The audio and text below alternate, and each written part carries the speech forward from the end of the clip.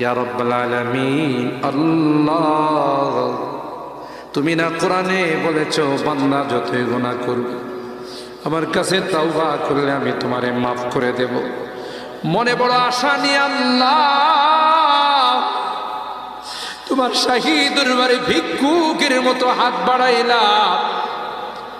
তুমি যদি ক্ষমা না করো, কে আমাদেরকে ক্ষমা করবে? কে আমাদের মাফ করবে? ভিক্ষুকে একজনের কাছে ভিক্ষা না পেলে আরেকজনের কাছে পায়। এক দুয়ার থেকে বিতাড়িত হলে আরেক দুয়ারে যায়। তোমার দরবার থেকে যদি মাহরুম হয়ে যায়, বিতাড়িত হয়ে যায়, কার কাছে যাব?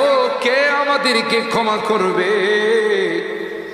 মালিক রে, কাঙ্গালের মতো হাত বাড়াইলাম, তাওবা করতেছি, আর জীবনে কোনোদিন নামাজ ছাড়ব না, আর জীবনে কোনো গুনাহ করব না, আর জীবনে কোনোদিন বেপরদায় চলব না, আর কোনোদিন সুদী লেনদেন করব না। কিয়ামতের কঠিন ময়দানে আমাদেরকে তুমি গুনাহগার বলে ডাক দিও না।